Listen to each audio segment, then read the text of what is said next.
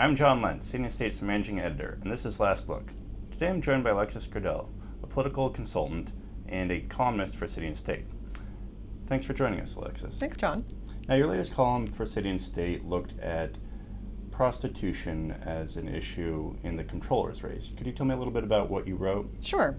So I wrote that the sort of anti-Spitzer rhetoric that is coming from various sources, his opponents, certain women's organizations, and individuals supporting Stringer, largely circles around whether or not he's good or bad for women. And it's tied directly to his prostitution scandal. So essentially, my column says that the anti-woman argument against Spitzer is really an anti-prostitution argument, which is stigmatizing to women who do sex work, which I think is a little bit hypocritical. Mm-hmm. Now, we've heard that from a lot of people attacking Spitzer as anti-woman. You also see that attack on Anthony Weiner. Does he fit in with this debate you're having here? Sure. I think Weiner and Spitzer are really separate, actually. They don't have that much in common, either as politicians, as people on the ideological spectrum, and their various sex scandals actually also don't have much in common either. So I think it's easy to conflate them, and that's a mistake.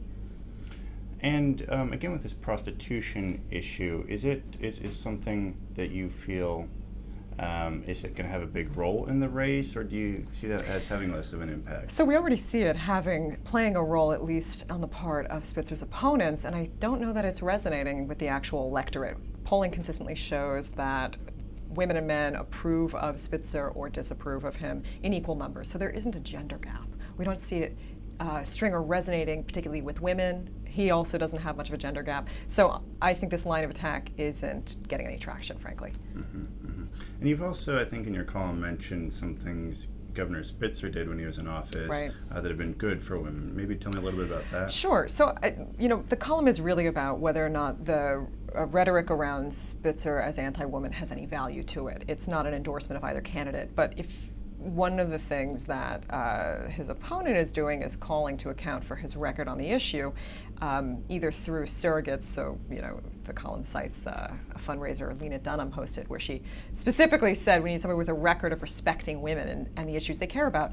But if you look at Spitzer's record and just accounting for that point of criticism, he actually hired senior women into high-level positions routinely throughout his career. If you look at his time in the AG's office, his Solicitor General, his Chief of Staff, his First Deputy, his Press Secretary, they're all women. And these aren't women scattered peripherally throughout the office to look good, statistically. They're actually women 10 feet from his office involved in the day-to-day operations. As governor, as Attorney General, not only did he hire women into senior positions and routinely take on issues that actually matter to women, like employment discrimination, like all the Wall Street cases, that's about the economy.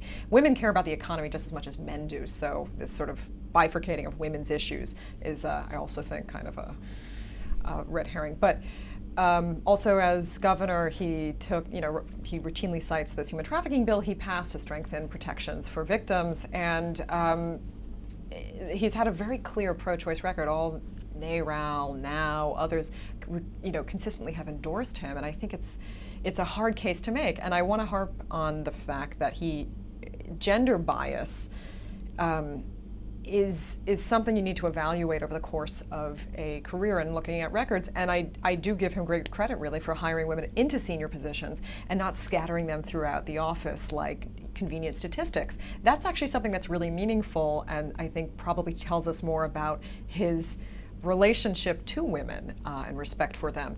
And you don't see that a lot, frankly, in politics. Now, if you don't think this is a weakness Spitzer has, are there any other vulnerabilities you see in his candidacy? Absolutely. There are plenty of valid reasons not to vote for Eliot Spitzer. There are many strong arguments that Scott Stringer could make and probably could make better, the ones that he's making already. My column is about the fact that it is stigmatizing to sex workers to stand up for women supposedly in their name by, characterizing their work as somehow illegitimate and victimizing, because the women Spitzer actually slept with or had contact with don't see themselves that way. And so it's actually very patronizing to them. And it harkens back to a conversation that consistently takes place in the United States certainly, about the role of women in the workplace versus in the home.